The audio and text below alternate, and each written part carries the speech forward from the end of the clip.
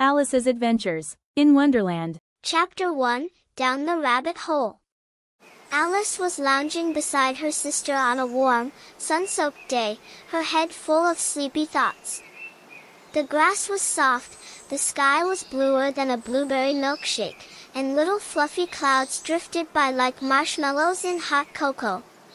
Her sister was deep into a book, but Alice couldn't understand why. No pictures. No conversations. Just a lot of dull words marching across the pages like ants. What's the use of a book, Alice thought aloud, without pictures or chatty bits?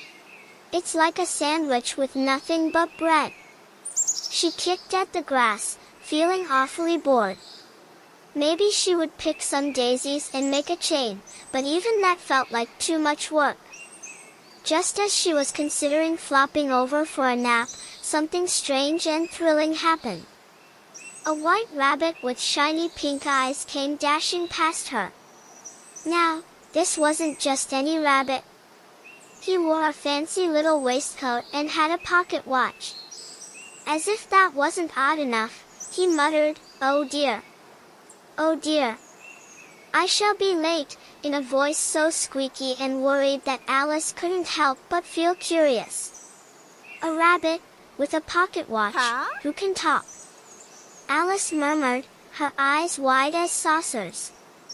Now that's interesting.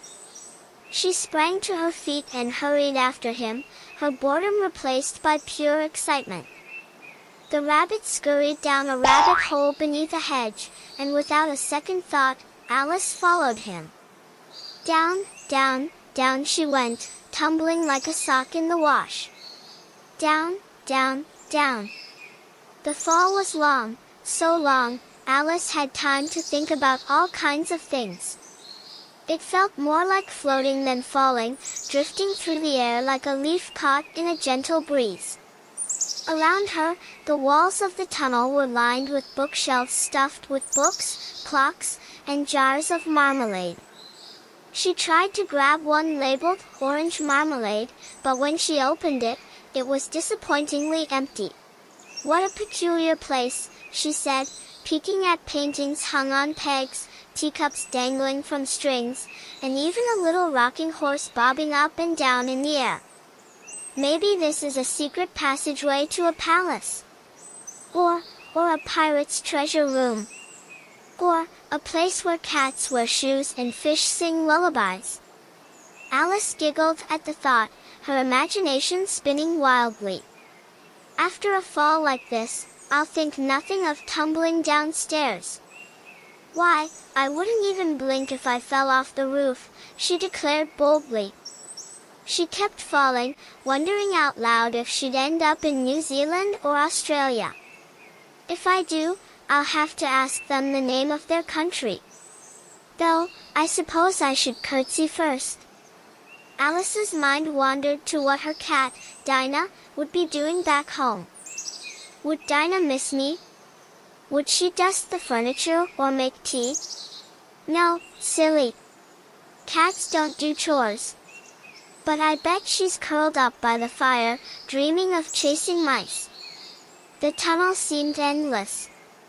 Alice's thoughts wandered to all the curious things she'd read in her schoolbooks. Finally, she felt herself slowing down, like someone was gently lowering her onto a big, fluffy pillow. And then, thump! Alice landed with a bump on a pile of sticks and dry leaves. Not a scratch on her. She leapt to her feet, eyes darting around to take in her new surroundings. She found herself in a long, brightly lit hallway. The walls were painted with swirls of gold and silver, and fancy lamps hung from the ceiling like glowing flowers. Doors of all shapes and sizes lined the hallway, tall doors, tiny doors, round doors, even one shaped like a star. Alice spotted a little glass table with slender legs and a tiny golden key lying on top of it. This must open one of the doors, she said hopefully. But when she tried the key in door after door, nothing worked. The key was simply too small. At last, she came across a door hidden behind a thick, velvety curtain. It was only 15 inches high. The key fit perfectly. She swung open the door and gasped. On the other side was the most beautiful garden she'd ever seen. Dazzling flowers bobbed their heads in the breeze, fountains splashed merrily, and butterflies fluttered like pieces of confetti in the air. "Oh, I must get in there!" Alice cried. But of course, she was far too big to fit through such a tiny door. She returned to the glass table, hoping to find something useful. This time, there was a little bottle with a label that said, "Drink me." Alice wasn't foolish.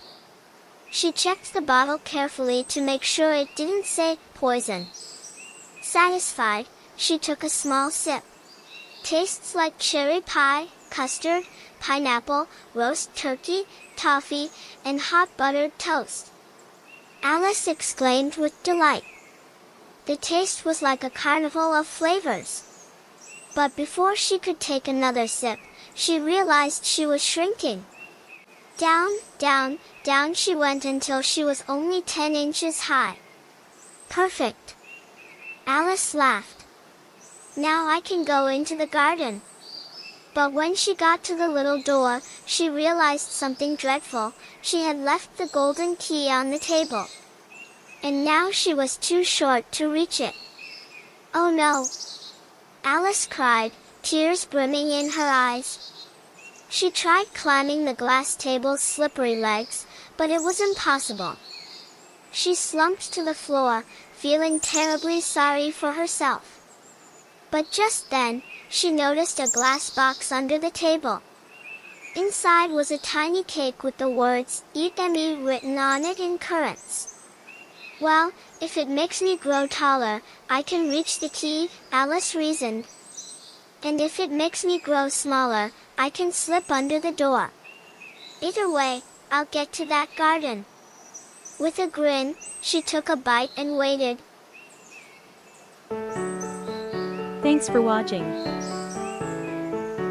Next chapter 2. Pool of Tears. Please like, share and subscribe.